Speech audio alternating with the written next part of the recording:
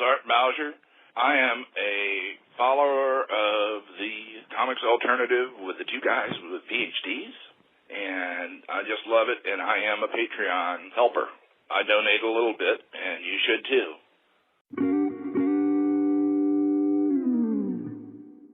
This is the Comics Alternative Interviews, a conversation with Christina Merkler.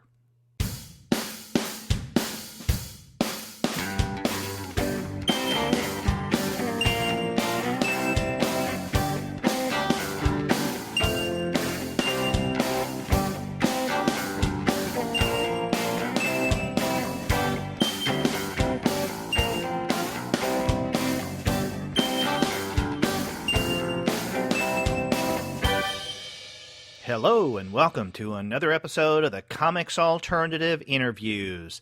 I'm Derek, and on this episode I have the pleasure of talking with Christina Merkler. She, along with her husband Cameron, are the team behind Discount Comic Book Service, which is our sponsor. And speaking of which, before we get to that conversation, I want to let all of you listeners know that this episode of the Comics Alternative is brought to you by the great folks at Discount Comic Book Service. Go to their website, dcbservice.com, for all of your comics pre-ordering needs.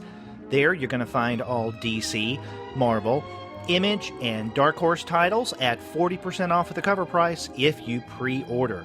For all of the other publishers, you'll find that those discounts are anywhere from 20 to 35% off of the cover price, and every single month you're going to find some unbelievable specials. Sometimes those specials are at 45% off cover price, sometimes at 50% off of the cover price, but often you can find discounts that are quite a bit more impressive than that. And in fact, if you go to the website now, you'll find a number of specials for the month of November, especially when it comes to bundles. And as always, you've got some great choices. The DC Adult Coloring Book Variant Bundle is at 45% off of the cover price. You can also find the Marvel Relaunch Bundle at 50% off of the cover price. And you can find the DC New Miniseries Bundle at 52% off of cover price if you pre-order. A lot of different specials, and there's a lot more to find there if you go to their website, and that's dcbservice.com. Go there for all of your comics pre-ordering needs. And after you do get your comics there, please be sure to send them an email and tell them that the two guys with PhDs sent you.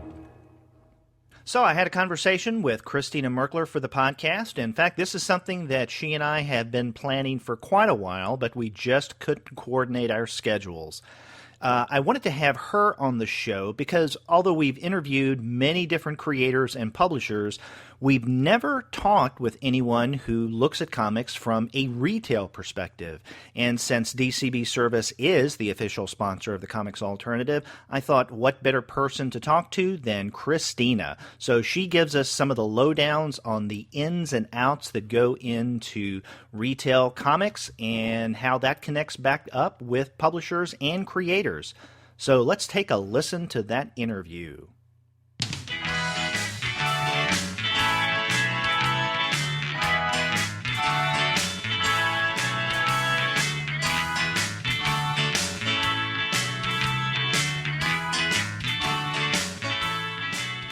I'm happy to have on the Comics Alternative Christina Merkler. She is one of the co-founders, co-owners of Discount Comic Book Service, which is the sponsor of our podcast. Christina, thank you very much for being on the Comics Alternative. Oh, it's my pleasure. I know this is something that we've talked about for a while, and I've been wanting to have you on the show for quite a bit because, you know, we talk with creators all the time. We've talked with publishers on the show as well. This is the first time we've ever talked extensively with a retailer. Yeah, creators are definitely more interesting because, retailers, we have to deal with the nitty gritty of it, right? And the sales figures and obviously you're a retailer if you love the medium, you know, and everything like that. But it's a different way of looking at the business, certainly.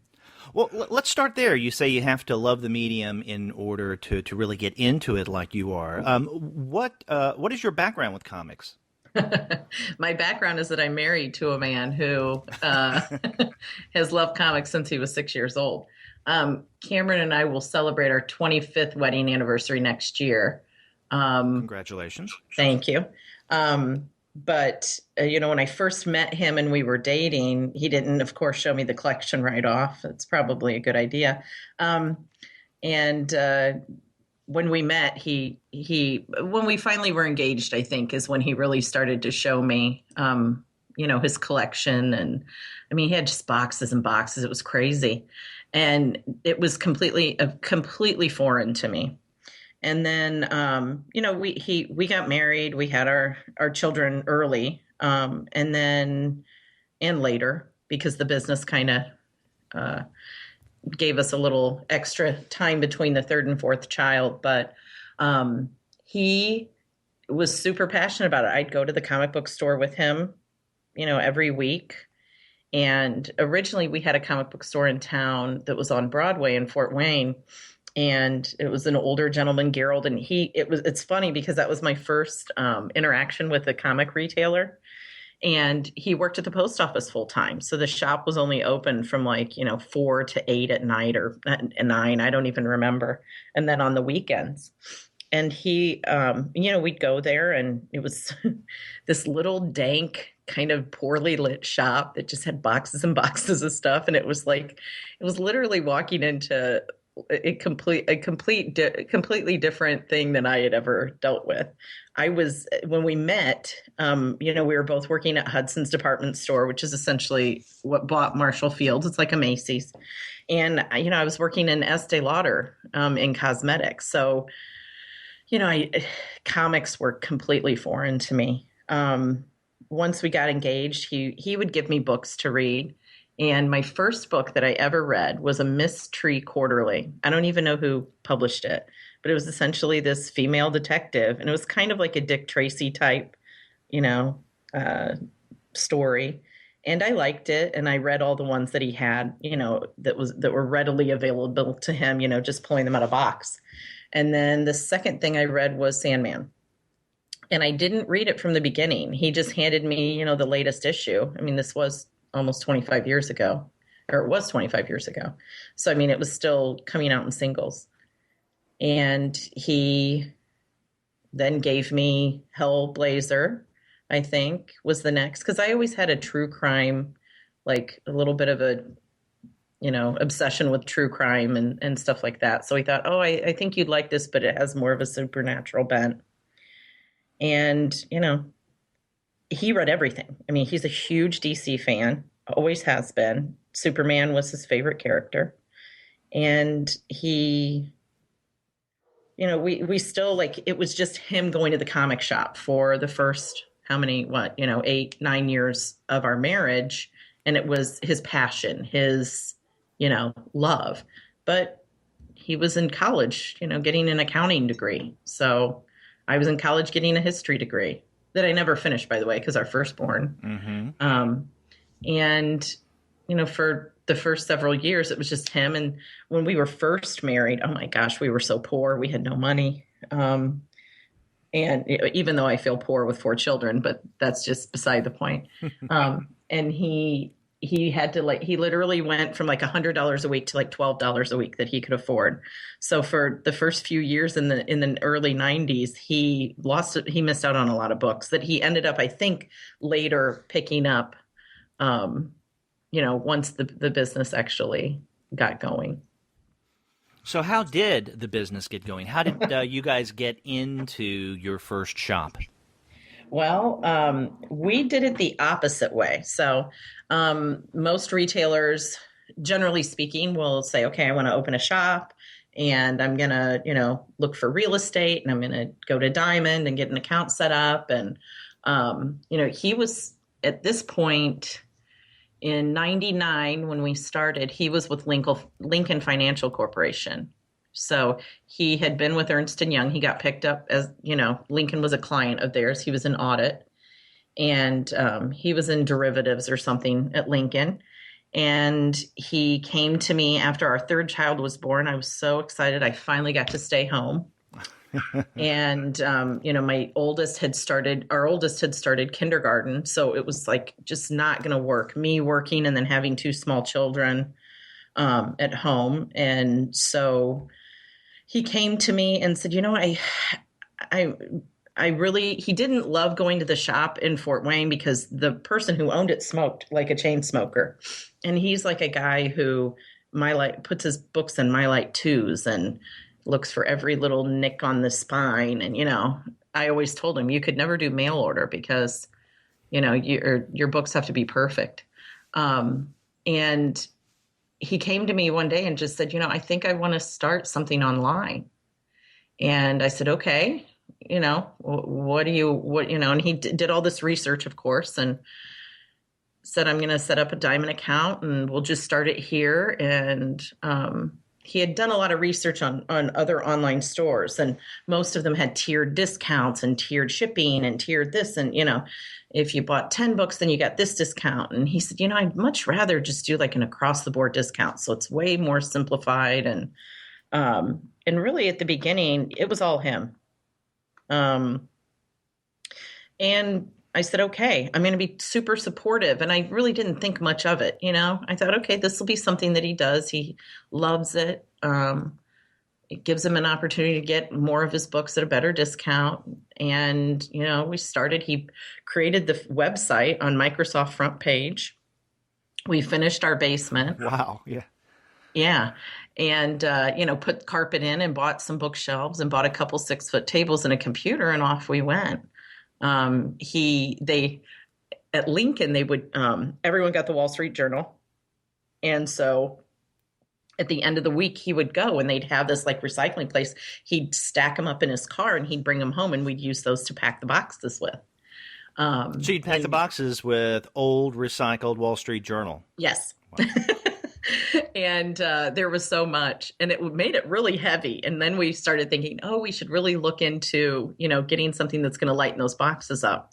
And we used his AOL email to answer, emails from customers. And we still there's one customer that we still have had from the very beginning who's still with us after 16 years. It's kind of crazy. And he's literally the lowest maintenance customer I think I've ever had in my life, just because he never has issues. He never has questions. Sometimes we wonder if he's a robot, because, he places his order every month. It's a, $300 and some order every month. And then, we ship it to him 2 months later, or now, now he's not obviously on a regular monthly, but there have been a couple times where he's had to add something. But he's been with us from the very beginning. But honestly, those first, 4 years in the house, it just grew and grew, and it was all by word of mouth. We weren't paying ourselves anything. We weren't, every dollar that we made went right back into the business. And it got to a point where I thought I was going to have a nervous breakdown, because I started with, I'll help you out, when the shipment comes on Wednesday. And then it got to the point where, we need to answer emails every day. And then it got to the point where, we have 100 customers that we need to take care of. So I was, answering those emails, and he was helping me unpack the boxes, and then we were getting the shipments together. And then it just kind of, snowballed from there. And then it was hundreds of customers. And I was working 13-hour days with 3 small children, and I never left the house. Everything was, every waking moment was the business. Any business owner will tell you that that's how their life is, but when it's in your own home, it's 100 times worse. And so I finally reached a point where I said, we've got to move out. So we moved to a location that was just like an industrial park, but it was at the front of the park. And we, stuck a sign on the front, and we actually started hiring employees. And then we outgrew that space, and we moved to a more retail location that was a little closer to our house too.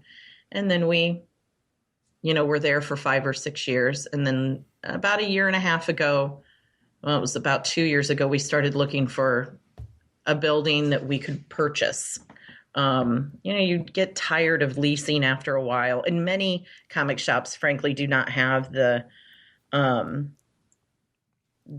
they just don't have the opportunity to buy something. There are some people who own their own buildings, but it's difficult to find, the right place that isn't, outrageously expensive. And we just really lucked out on the building that we found downtown, and we did a full renovation of it, and we've been there for about a year now. Now, I had the pleasure last December, not quite a year ago, of visiting you, both your store and you literally, at your new location, or your relatively new location now, downtown Fort Wayne. And I have in-laws who live in northern Indiana as well. So I remember coming by and I wanted to see your new shop, but I was also able to see you at that previous location the year before that. Mm-hmm. And so that was the second shop you had, you said, correct?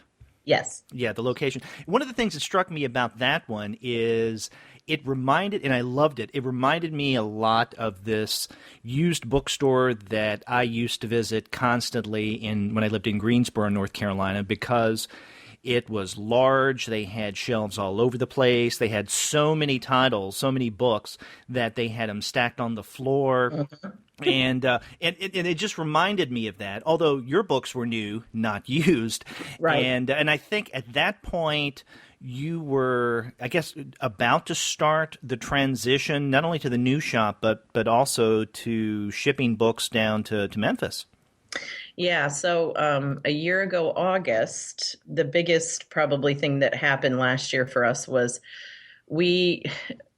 it happened because we weren't sure if that store was going to happen in Fort Wayne. We weren't sure that building was going to come through.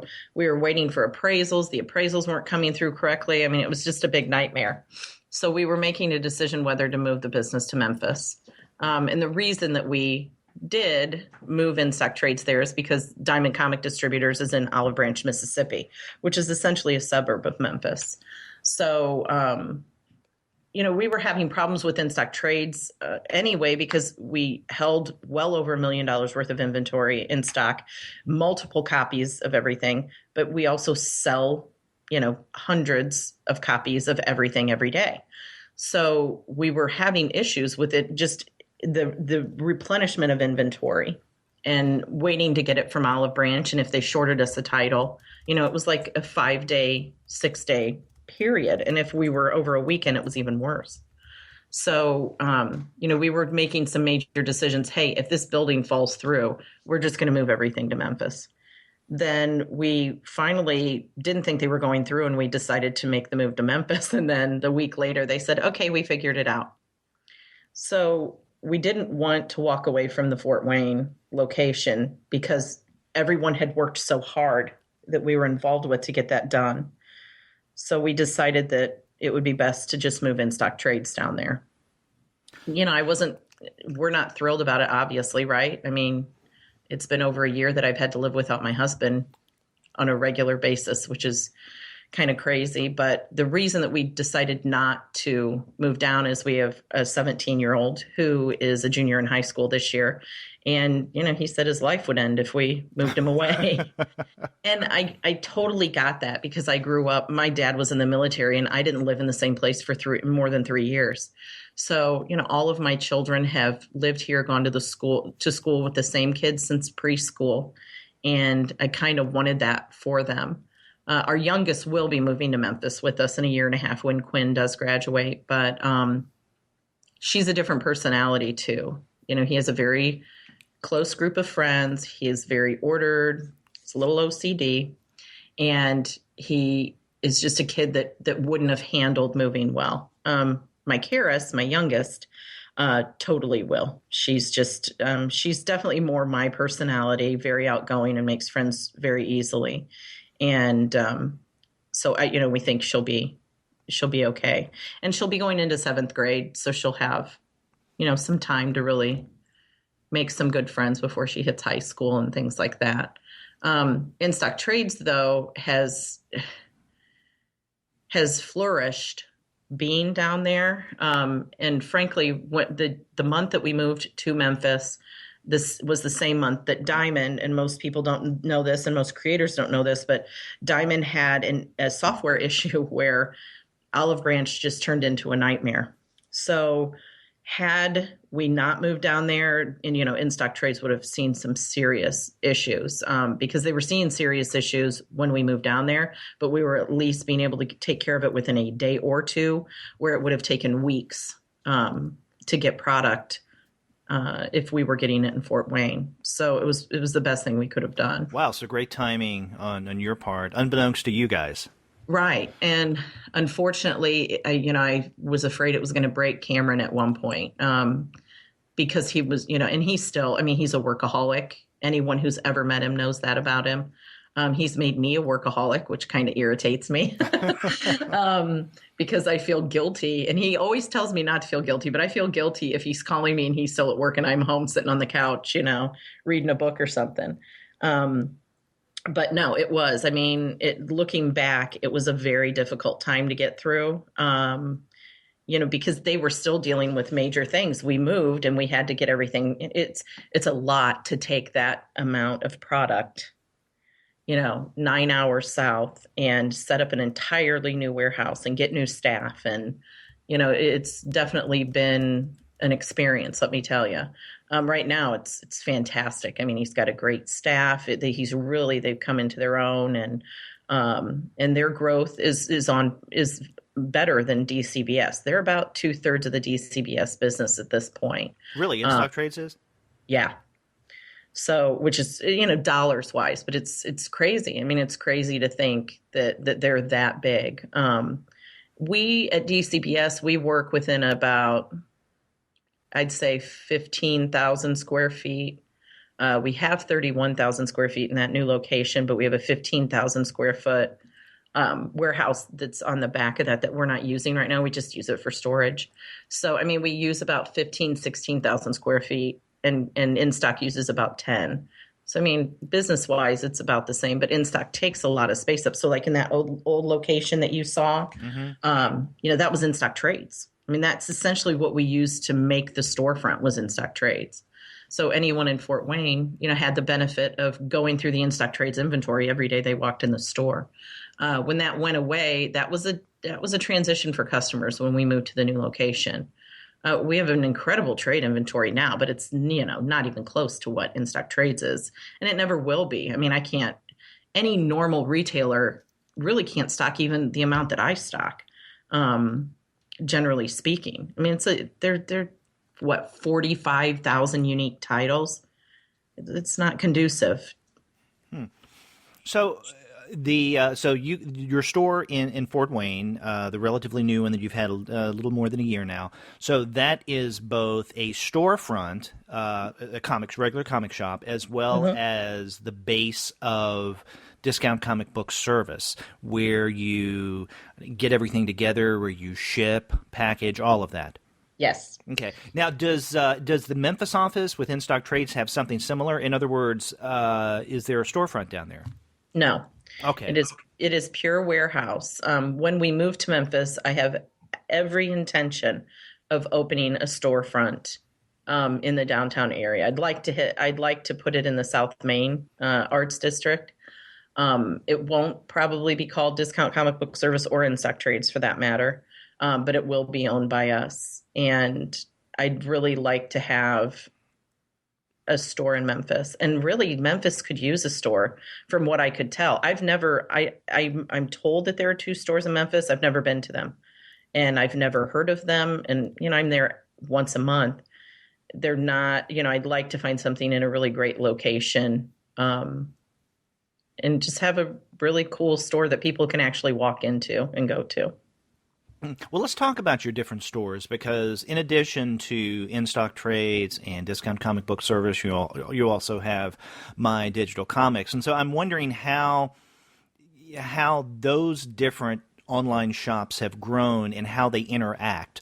And I'll give you an example. I've noticed that there are, when I'm looking for something, let's say an in-stock trade, and usually if it's already out, that's the first place I'll go to see if you guys have it. Right. And then, but sometimes I've put the same title into Discount Comic Book Service, an already published title, and I'll see it come up there. So I'm wondering. I thought the DCB service was for pre-order, but it also offers things that have already been published. Yes. So when we started In Stock Trades, I believe it was 2005, so 10 years ago. Because In Stock Trades was in the same location, we decided to mirror the In Stock Trades site and add that as the trade paperback link to DCBS because we thought, well, why not? We wanted to offer. I mean, you can't offer everything to everyone. We'd love to be able to do that. We'd love to be able to offer all the back issues that are sitting in the store, that type of thing. But we thought this was a good start. We knew the reason we started In Stock Trades is we knew there was a different customer than the single issue consumer. And we also knew that was kind of the wave of the future. And we thought that it would be great. We know for a fact that most of the people who walk in the store even and purchase graphic novels or trades or hardcovers are generally younger people who are more book readers. So we wanted to really latch on to that, part of the market. So that was the way that we were able to offer something other than just pre-orders on DCBS, because we'd get a lot of requests like, I know this is in stock, or I know it's in print. Can you get it for me? And we just found that to be the best way for people to be able to get those things. Now there will be times, now that In Stock is in Memphis, there will be times where you will see something on In Stock that is not available on DCBS. Every week we get, like when we go to reorder something, if it's unavailable, which means it's unavailable for many reasons, out of print, sold out, whatever. If it's out of print and they don't show us any new, expectation of printing it, but In Stock Trades has it in stock, they'll keep it on their site and then we'll exclude it from the DCBS site. Okay. Now, what have been some of the challenges of working with an online business? I mean, we've talked about your storefronts and then your business, part of it moving down to Memphis. But you mentioned that you got started online, and you would think, or I would think, that something like that, where you don't have to deal with brick and mortar costs, would be a little easier way to go about it than worrying about light bills and rent and whatnot. But it's nonetheless a challenging business. There was, I think the first time I ever ordered comics online on a regular basis was with I think it was really short-lived online service I had heard about somewhere. This is before I heard of DCB service. And I think it was called Comics My Way. They weren't around for that long. And okay. I'm sure that there are a lot of other businesses that are like that are come and go online services. So what are some of the challenges that you guys found when you first started online? Well, that is the biggest challenge. First, we started with I think mail order had just started right before us, mail order comics. Westfield Comics was a competitor. But at the time in 99, everybody was trying it. So it's really hard to set yourself apart. I mean, you have to online. That's the only way you can do it. But you have to create this word of mouth. We both came from retail, so we had the customer service side down. And that, believe me, goes a long, long way. A lot of people over even the last 16 years, we've had a lot of competitors. We had one competitor that literally just went after us and went to the podcast we were sponsoring and said, "Hey, will you sponsor us?" And just started really going on the forums and saying, "Hey, this is a place that's even better than DCB service." So they were aggressive. Oh, they were really aggressive. And we've had several like that. We had one guy who, I think he's finally out of business now, but he'd go in every month and he'd download our Excel file, change the background color, and then literally change the address. And he would just steal our Excel file every month. And, Cameron, it used to be now, we've come a long way. But, it used to be Cameron would spend hours on that, and it was so infuriating. But, you just dealt with it, and you just said eventually karma will hopefully, come back to him. But we did have some people who would, they'd say, okay, we're giving free bags and boards instead of, DCB service who charges. But what ended up happening, just like you just said about Comics My Way, which by the way, I haven't heard of. But, they would realize that they couldn't sustain that model. The only reason we can sustain our model is because, first of all, we didn't give ourselves any pay for 4 years. So we constantly reinvested in the business. We constantly, made upgrades. And, Cameron is very driven. I've always been very driven also. And, we constantly are saying, what can we do to make ourselves more efficient, to save more money, to make things better for our customer?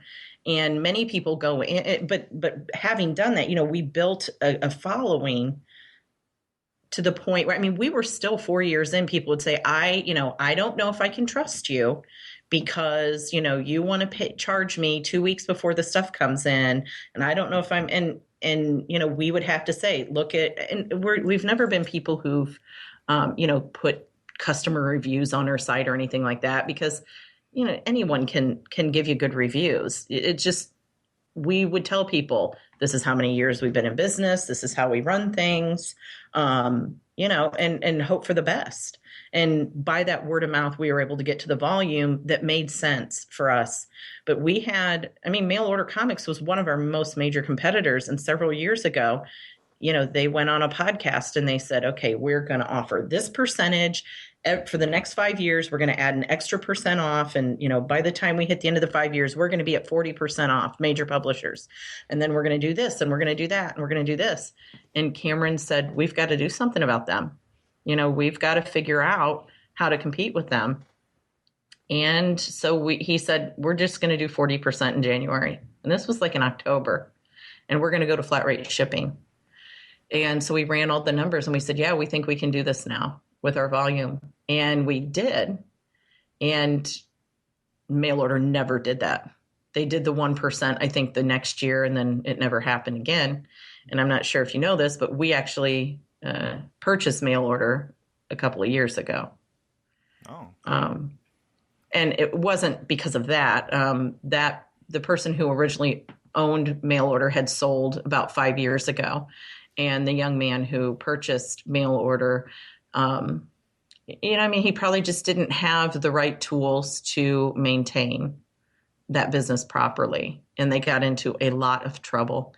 And we essentially had to bail them out. And it was a cost of a couple $100,000 to us, but it was worth it, to take on their customer base and prove to them that we could be.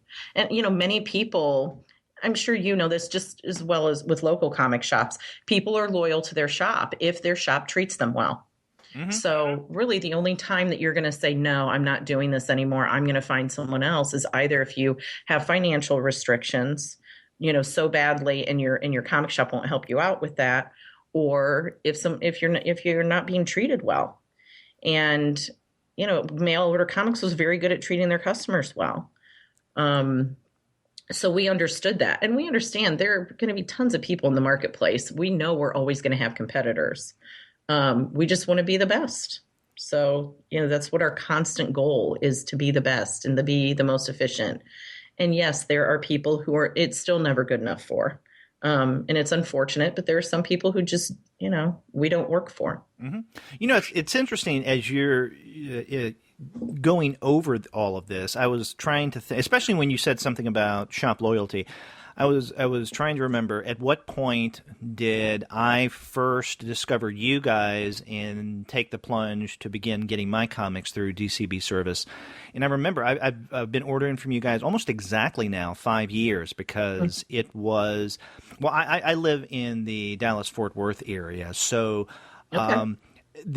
My local shop here used to be, when it was still around, Lone Star Comics, and yep. Buddy Saunders had this for years. There were Lone Star locations, brick and mortar locations all over the place. Yeah, they had 9, I believe. Oh yeah, And Yeah, then, we're very close to Chris Powell, who ran all those stores for 20 years. yeah, and I had one or two friends who even managed one or a couple of those stores. So it was kind of a big deal a couple of years ago when Bernie sold the brick and mortar stores to different outlets. So now those brick and mortar stores, for the most part, it's called Collected. That's the company that bought it. But I mention this because the online service of Lone Star, which is still around, is mycomicshop.com. That's how I would get my comics. And so I wouldn't get them in the shop, really. I mean, occasionally I'd go in and get maybe one or two, but I'd get the bulk of my stuff online. And that's how I knew them. But through Lone Star, and I continued using them for a long time out of loyalty. And then I remember at one point, it was in 2010, I heard about you guys. You mentioned earlier sponsoring a number of podcasts. I found out about DCB Service because of the podcast that I listened to. And so I said, I'm going to check these guys out. And I remember it was 1 month, and it must have been October, maybe September of 2010, that I did a comparison. I was going to place an order with mycomicshop.com or Lone Star online, and then I put in the exact same things on dcbservice.com, and it's like, no, I would be an idiot not to make the move over to DCB Service.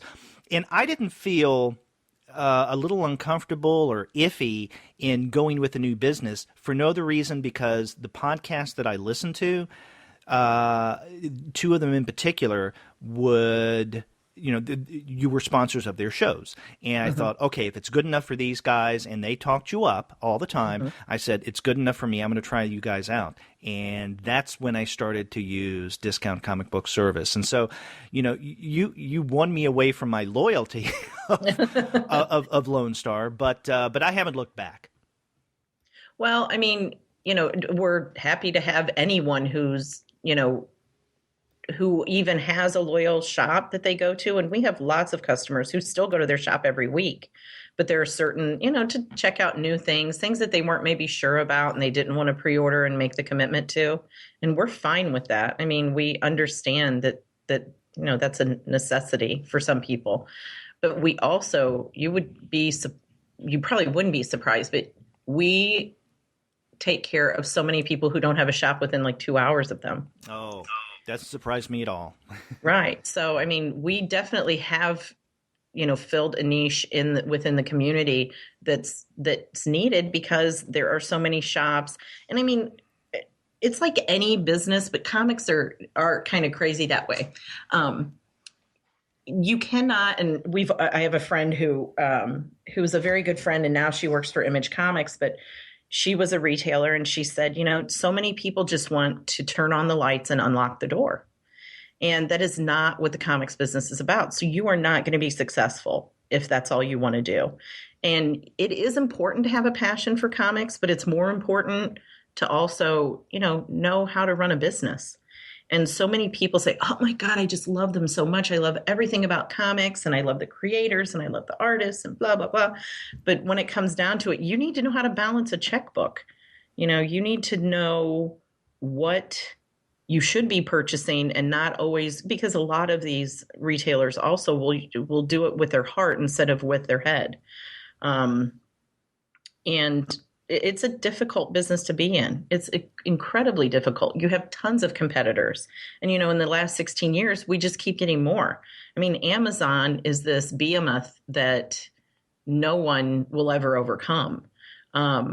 So you just have to, like I said before, set yourself apart and really, take care of the customers you have, and hopefully you can continue to grow that business. And we've been successful for 16 years doing that.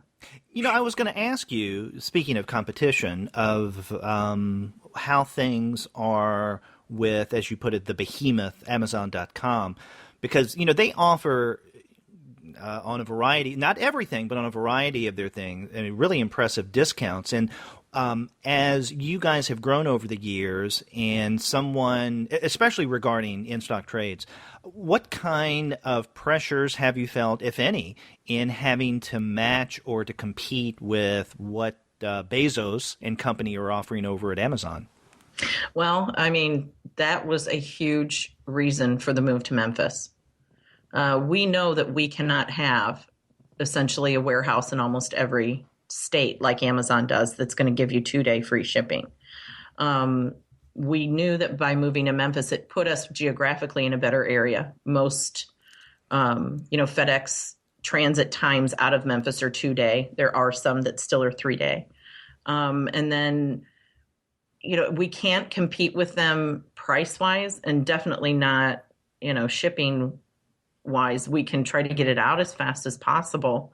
Our kind of key with in-stock, though, it did reach a breaking point where we're like, hey, we're not even going to be able to continue to even compete with Amazon anymore if we don't, get these things taken care of, like getting it out, hopefully, within that 48-hour period of time. I think that some people, heck, I'm an Amazon customer. I'm a Prime member, and, they definitely serve a purpose. But I think that there are people, especially within the comics community, who are happy to buy it from us. But if they can't, they get it at Amazon. Sometimes, you have a birthday gift at the last minute and, Amazon's going to get it to you in 2 days. And we understand that. But it's been difficult. Now, obviously, DCBS, they don't deal with single issues. Thank goodness, by the way. But the reason they haven't is they don't know how to take care of single issues. And we still have, the difference between Amazon as a graphic novel shipper, they still don't get it to people in the condition we do as in-stock trades. So for the casual consumer of graphic novels who doesn't really care about the condition of their books, we'll never be able to compete with Amazon. But we can certainly compete in them getting it in better shape. Mm-hmm. And at a pretty good discount. And there are a lot of times where our discounts are better than Amazon, because they base theirs all on algorithms. So, in fact, your discounts, I think more times than not, at least with the books that I tend to gravitate toward, are better than what than Amazon offers, because I have gone through more than once, like the previews catalog and going through your list and see the discounts that you offer for the books, and how they are different from that which is offered through Amazon. The main difference that I've seen is that when it comes to publishers like, let's say, Fantagraphics and Drawn and Quarterly, Amazon may offer just a little more off, but I don't know if it's significantly more of a discount. But with, let's say, the Prime publishers, definitely DC, Marvel, right, Image, Dark Horse. You guys tend to blow them out of the water almost every time. Well, it's easier because we get a better discount from the major publishers. Fantagraphics, Drawn and Quarterly, Oni, all of those, are a lower discount. And we do work off of pretty thin margins. It's obvious, right? Just by our discounts alone. Oh, yeah. But with the indie publishers, they can't offer as much because they have to go through Diamond, and Diamond, because their volume isn't as big, I'm sure charges them more of a percentage to distribute them. So honestly, I'm sure Amazon goes direct with many of them. I know Amazon does business with Diamond. I know they get graphic novels from Diamond, but they have to, I think, for DC, Marvel, Image, and some others. But I'm sure that they probably go direct with Fantagraphics and some of the smaller publishers. Mm. We know you were talking about you not being able to meet their shipping time, because like you, I'm an Amazon Prime member, so 2 mm-hmm. days free shipping, and that is very attractive. But let me mention something to you that happened to me recently. And by the way, I just want to tell our listeners, I am not just singing the praises of Discount Comic Book Service and In-Stock Trades because they're our sponsors. This is a real story. We do a monthly show devoted to manga. This is in addition to our regular review shows. And my co-host and I had decided that we would be looking at the manga series Assassination Classroom. And I think back in October, it was the 6th volume that had come out. So we were going to discuss the first 6 volumes of Assassination Classroom. Now, this is a title that before, about a month or two ago, I really didn't know about. My co-host recommended it. And I noticed that on In-Stock Trades, you guys were offering it at a significantly lower discount than on Amazon. And even though I needed to get the books ASAP, I thought, there is no way that I'm not going to take advantage of this significantly lower discount. And I think I got all of those volumes except for one, and you guys had sold out, so I had to get the other one through Amazon. Mm-hmm. And what I did was I had contacted someone in customer service there at InStock and asked about when they thought things may be sent. And, I didn't get free 2-day shipping. I got free shipping because the whole order was over 50. I got a few other things there. But I can't remember who it was that I communicated with via email, but she was very helpful and explained to me around when I should expect it.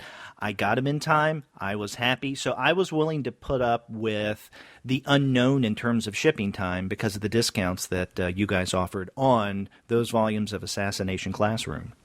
Well, and I mean, that's what we're banking on, right? Is that some people, like my assistant the other day, she's a huge manga reader in addition to lots of other things. But she had ordered, I can't even remember what it was now, but it was supposed to come out this week, I believe. It was supposed to release this week, and it didn't. And it's on Amazon. And she's like, I'm so frustrated. I want to cancel my order and go to Amazon and get it. And I said, well, first of all, you can't because you already ordered it.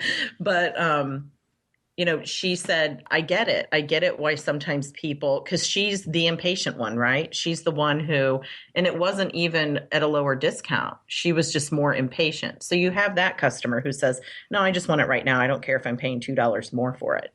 And then you have infinitely more customers who say, I'm willing to take the risk. It's a couple days, big deal, right? Right. To save that money. I'm like that about practically anything. I mean, the only time I'm ever, worried about that is when we're at Christmas time and my kids tell me 3 days before Christmas, oh, I can't live without this, Yeah. And that's about the only time, or their birthday, But generally speaking, that's the type of customer I am.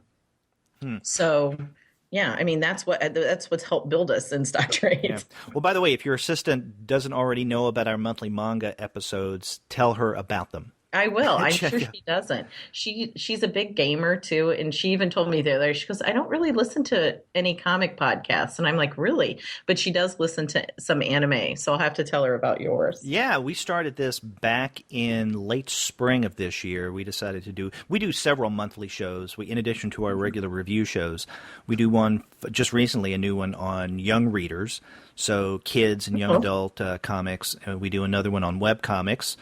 And then another one on manga, where we will look at 2 relatively recent or very recent manga releases. So, yeah, it's something she ought to check out. Yeah. I mean, we have a manga book of the month. So we have a regular book of the month club in the store that meets on Thursday, the second Thursday of the month. And then manga, I believe, book of the month meets the third Friday of the month. So you're talking about reading groups at the physical location in Fort Wayne? Yes. Oh, yes. I didn't know about that. So yeah. What are those about? Just book gatherings? I mean, each month we've been trying to do it like 3 months out. We like to make sure that when we make those book of the month decisions that, we're really like strategically putting it around like the release of a movie if it happens to happen that month or something like that. So, for example, last month we knew Jessica Jones was happening this month. Am I right about Netflix? Is Netflix the one that was doing Jessica Jones? Yeah, it was a couple days ago that it became available. Right. So we had that book of the month last week, but all of last month it was 50% off in the store. And if you purchased it, we encourage you to come and discuss it with us. So we meet like an hour before the store closes on Thursday, and we sit at the game tables and we discuss the book of the month. And then we usually go down the street to CS3 and we have some drinks and some dinner. And it's like a little social club type of thing. And it's nice. I mean, we get, 6 to 10 people, so it's not huge, but it's a lot of fun. Well, that's great because that helps to create a sense of community, which I can imagine some people who have been ordering through you guys and even love your customer service, the friendly responses they get. I mean, there's not that sense of interaction, communication back and forth. So the brick and mortar store gives you that opportunity. Yeah, and I mean that's what we've always said to our people who answer email too, is that you have to like almost go over the top because you don't have that face to face with people. So what Cameron likes to say, make it more flowery, make it, and so he always does the flowery thing. And that's why we also try to make sure that some people may think we explain things too much, but we do that so that they don't have any questions that they have to reply again to. Like it's easier for them, it's easier for us, right? Mm-hmm. So that's been something. But what has we used to have 3 people full time on email because there are probably a lot of reasons for it. The site wasn't as great as it could have been. And, we relaunched it this last January with tons of upgrades and just way easier interfaces and this and that. And and it's never perfect. You will always have one person who hates it and another person who loves it. And then in the middle, and you should have done this. And why did you take away that? And, and we always try to balance it as well as we can. But, a few years ago, we were able to hire our programmer on full time. And that's been a godsend. It's brought us to where we are today in Insect Trades and DCBS. We now, next week, we will send out about 3,000 shipments within a 4-day period of time. It's pretty incredible. So you have about 3,000 regular customers? We have about 4,500. 4,500, okay. Yeah, because we do have some people who ship out week 1, some people who choose to week 2 and week 3. The majority of our customers want to ship out the 4th week because that's, their whole month of books. Right. But, the more people we can even up into those other weeks, because like everyone in week 1, 2, and 3, they always go out by Wednesday. So anybody who chooses to ship in those weeks will always go out on Wednesday, which is a benefit. And some people are like, I don't care if I didn't get 4th week's books because I'll just get them next month and it's not a big deal. But some people are very committed to I want to go out at the end of the month. So now with both of the locations, the Memphis and the Fort Wayne, how many people do you employ? I just ran payroll a couple of days ago, and including Cameron and I, 44 employees. Wow. Yeah. That's a lot more than I thought. Yeah, me too. I thought we were around 38. So, obviously the DCBS warehouse has way more employees. So I deal, obviously, since I'm in Fort Wayne, with the DCBS side of things. Cameron still does all the website, and, we, of course, talk every day, sometimes 12 times a day. But, he deals with In-Stock Trades down there. In-Stock has, let me get this right. Besides Cameron, he has 4 full-time staff members and 2 full-time temp employees. And I have the rest. Wow. So, but, they're dealing with much larger numbers, per item, and a lot less piece counts. We deal in the thousands, they deal in the tens and the hundreds with, shipping customers out as far as piece counts. But they still, they're a pretty well-oiled machine. So are we on the DCBS side. And, and also we deal with eBay on our side and all that kind of stuff. So, and the storefront. So that, there are a few people for that also. Well, how do your digital comic offerings figure into your business? Because you do have My Digital Comics, which we always play up on our monthly webcomic episode. And I know the digital comics aren't the same thing as web, but it's close enough. They're cousins. And so that's what we really emphasize. Well, what's funny is, we started My Digital Comics like so many years ago. And it was before Comixology even. Like Comixology was just starting to offer digital comics, and Drive-Thru Comics was there, and there really was no one else. And we were like, we really want to, be a part of that, conversation, so to speak. and it just never took off. The biggest obstacle from the very beginning was that Comixology was smart enough to go to those publishers and say, we want an exclusive for this number of years. So no one would really talk to us. We talked to DC, we talked to Image, we talked to everybody, and they're like, sorry, we have these exclusives in place with Comixology. And so we just kind of, after working really hard for a couple of years on it, we just said, forget it. Let's focus on what we do best, which is, print comics. Mm-hmm. So we still have it. We're trying to tweak it a little. We're working right now on, we have a page that it's called First Look on the website.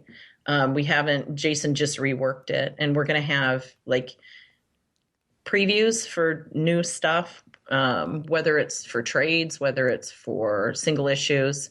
DC, we've been working with DC for a couple of years now to try to get this going. And, we've asked them, hey, can you give us 8-page previews so that people feel better about making that decision, to pre-order certain items, especially new stuff. Then we're going to have a sign up. So we've switched marketing email programs because we found one that we think is a better fit for us. And then we are, going to have people signing up for a newsletter, that we've been talking about for more years than I'd like to admit. And then people can sign up for previews. So every time a new preview goes up on the site, we send them an email and say, hey, there's a new preview. Here's the link. And it takes them to the site to look at it. We have programming in place to offer digital comics with a print comic. I'm not sure if many customers know this, but Diamond, the distributor, had originally had this whole plan to offer, print plus digital, and it never fully came to fruition. It never worked out properly. It's a pretty big undertaking. And so we have those in place, but the publishers are very reticent to allow people to buy digital comics pre-order wise, because that's what we think, what we'd like to do is offer it in addition to the print. So if you always read Batman, but you want to know what happened in Batman the day it came out, wouldn't it be great to buy the print version that you want to have and own? But then by buying the print version, you can buy a digital version for 99 cents. And then the day it comes out, you get to read it in the digital version. And then at the end of the month, when your shipment comes in, you have your print version of Batman.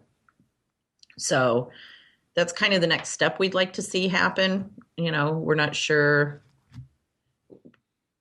And the publishers are the ones who determine the pricing. Yeah. So we can encourage them to price it that way.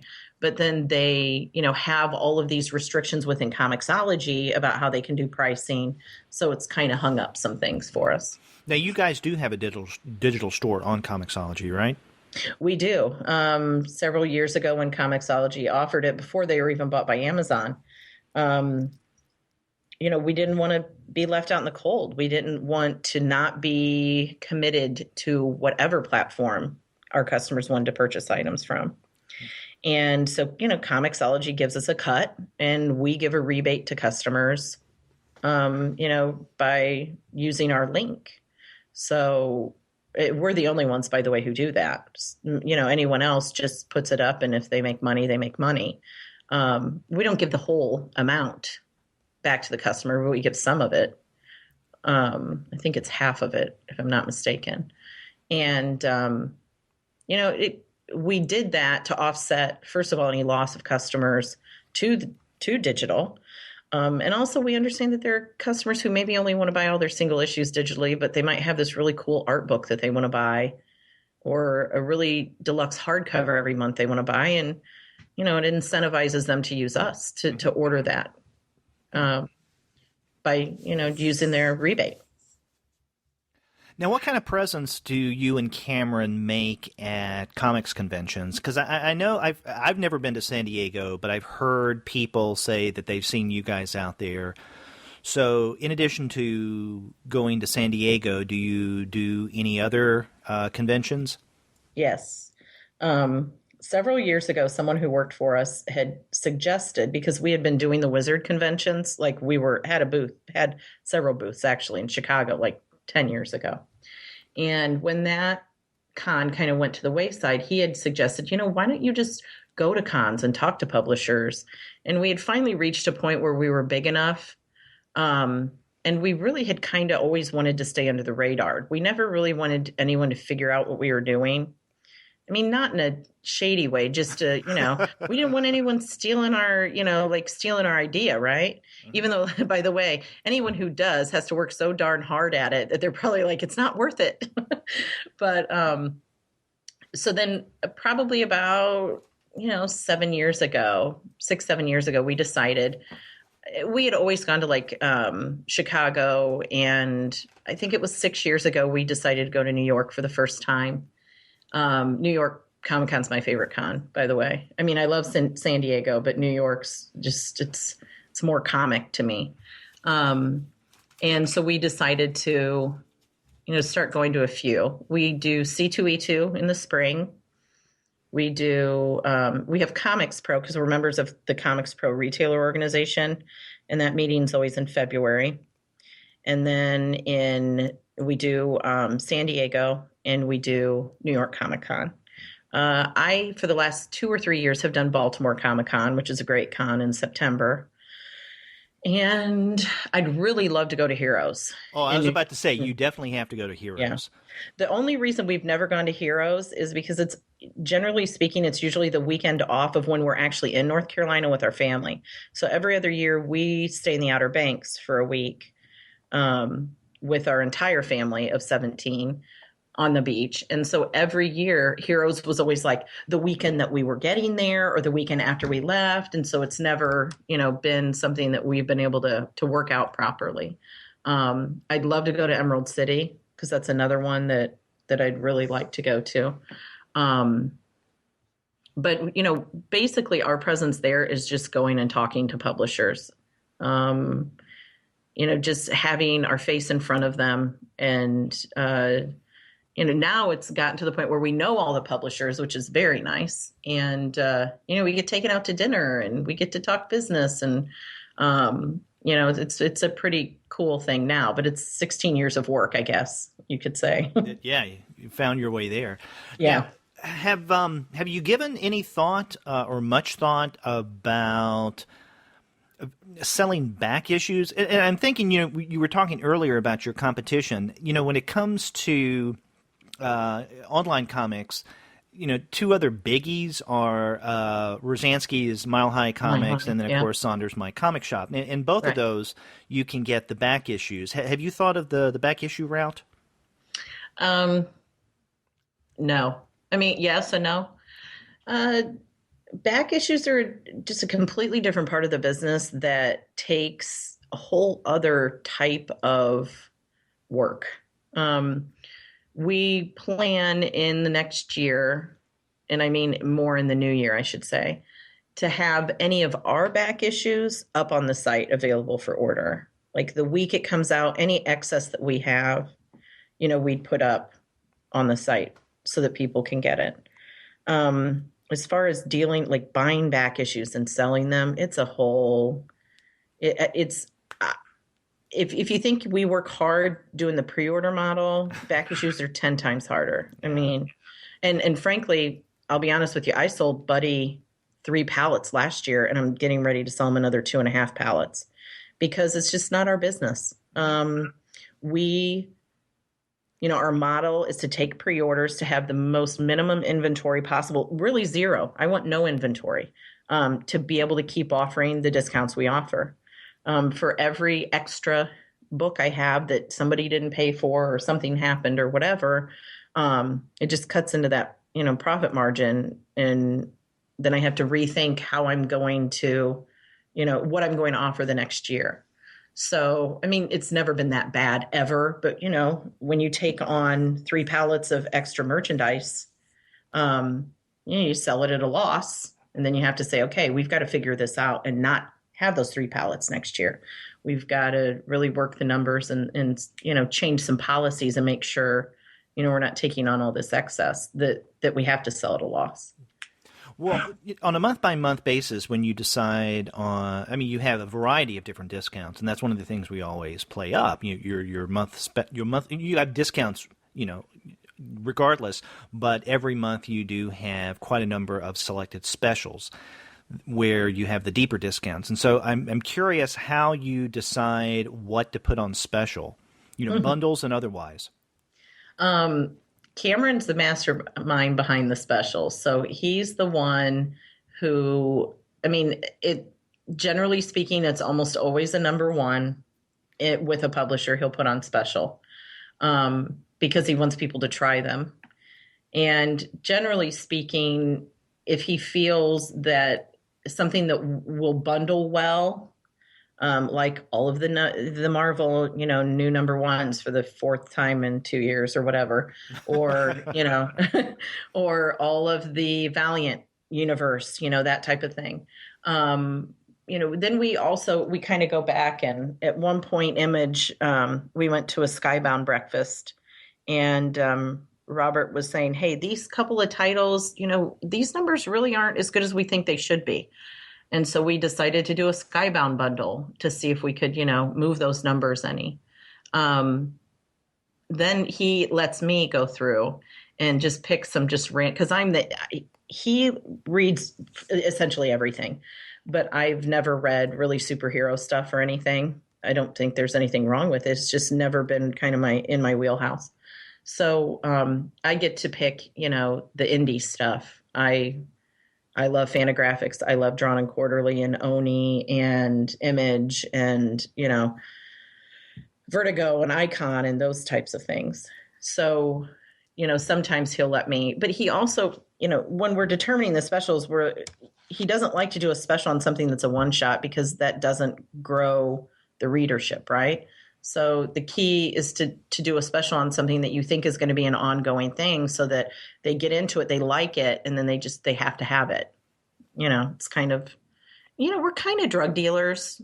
Yeah. That's essentially what we are. It's just they're comics but that's the key, right? To get people to find something they can't live without. And I know that I've really been impressed lately with the discounts that you've had for the Vertigo titles, the 12 new that have come out the last 3 months or will be coming out over the past, since October.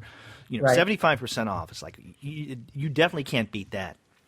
Well, I'll be honest with you. We've been telling DC for years, hey, if you give us bigger discount incentives for things like that, then we're going to pass that discount on to our customer. And most retailers don't. Some do, but they usually don't. They just take their, extra 10% or whatever, and we turn around and we just give it to the customer to incentivize them. And that's what happened with those Vertigo titles. So DC had specific, parameters that you had to reach, but theirs are actually doable compared to Marvel's. And so we said, okay, yeah, we're going to do it. And we're going to offer this as a special discount to really show that DC that we're behind it. And we thought that, legitimately these were some really great titles that we think are going to hopefully,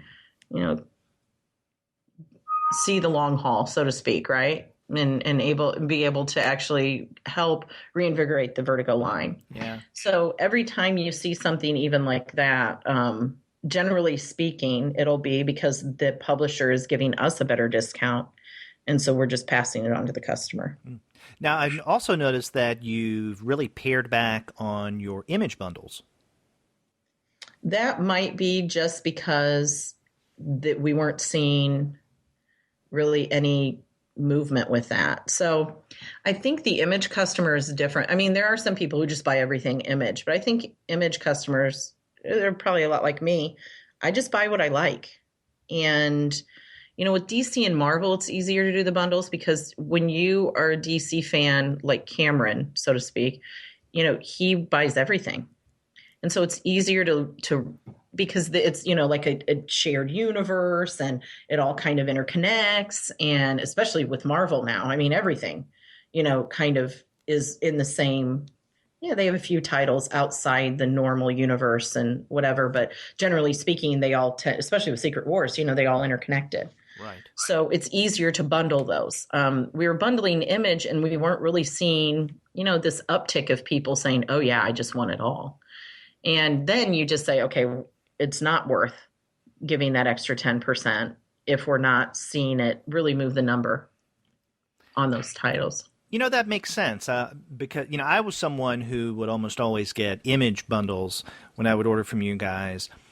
But that it does make sense that you're going to find more readers who are going to be all in with a connected universe like DC and Marvel and Valiant, I guess, as well, than you would, someone getting bundles with several titles that may not have anything to do one with the other. Right. Yeah. I mean, that's the beauty of Image. And then it's probably the only downfall, right? Image is so diverse. That's what makes it so great. But it's not anything that you can connect. Even with Skybound, it was the same type of thing. I really like Manifest Destiny. I think that's a great book. That's a great title. And, I have a different type of, I can pick up any book I want and read it whenever I want. So, I'm lucky in that respect. But, when you do the Skybound bundle and Manifest Destiny is in with Invincible and Tech Jacket and, things that are completely unrelated, most people are like, they're either all in because they just love Skybound, but, the majority of people are like, no, I really like Manifest Destiny or I really like Invincible, and that's all I need. So. Okay. So you have your new shop in Fort Wayne. You guys now have the In-Stock Trades location in Memphis. You were talking about over the past year, not quite, revamping the website. What other steps, what other new things are going to be going on with you guys in the next year? In the next year, I hope to have whatever back issues we have in stock on the site and available for people to buy. We are toying with a subscription model, like where people would just buy, Batman, and it would be it would be essentially a subscription, as opposed to us where, we require you to place the order every single month. Right. We'd like to hit that customer who only wants Batman and doesn't want to pay $6.95 a month to ship just Batman. That's something that our programmer's been working on. And so we hope to do that by next year. In January is when we'll have our corporate meeting with our programmer and Cameron. And, we'll lay out what we think the best thing will be. I know one major thing that we'd like to put as far as an efficiency within the warehouse is to get like a shrink machine, as opposed to hand taping every single person's items in bags individually. We think that's going to be a huge time saver, and we'll be able to take it. It'll be something though where it would have to be like a 2 mil bag or a 1.5 mil bag. It'd have to be a nice, thick bag, and it wouldn't change the, ability for it to be in as good a shape as it always is. Beyond that, wow. We have to make some major decisions by the end of next year, whether we keep the storefront in Fort Wayne or we sell the building, or lease it, or, whatever, depending on, how well the storefront can do on its own without us there. That's probably our biggest decision next year. So the staff in the store, they're working really hard to, make it a viable thing. I mean, it's always been an extension of the warehouse. It's never kind of been its own thing. And I mean, it's as close to its own thing because it's all separated, as you know, from the warehouse now, as opposed to the way it was in the last location. And then, we just next year we have to start getting ready to move a very large business, down to Memphis the following year. Wow. So it's a lot. I mean, you guys have done a lot over the past year and a half, but it sounds like there's much more to do and to look forward to with the changes. So, well, Christina, I'm going to be getting up to Northern Indiana next month over the holidays. I hope to be able to swing by Fort Wayne and see you guys again. But I want to thank you for being on the Comics Alternative and talking with us about, Sure. some of the inside stuff that goes on with our sponsor. No problem. It's my pleasure.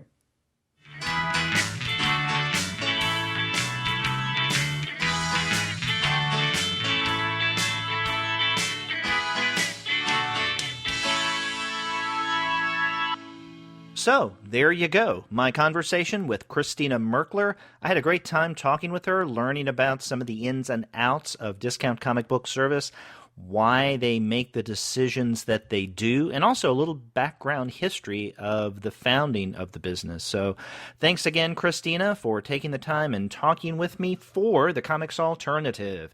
And if you want to find out what kind of great specials we were talking about, Christina and I, then you have to check out the website of Discount Comic Book Service, which is dcbservice.com. It's the place to pre-order your comics.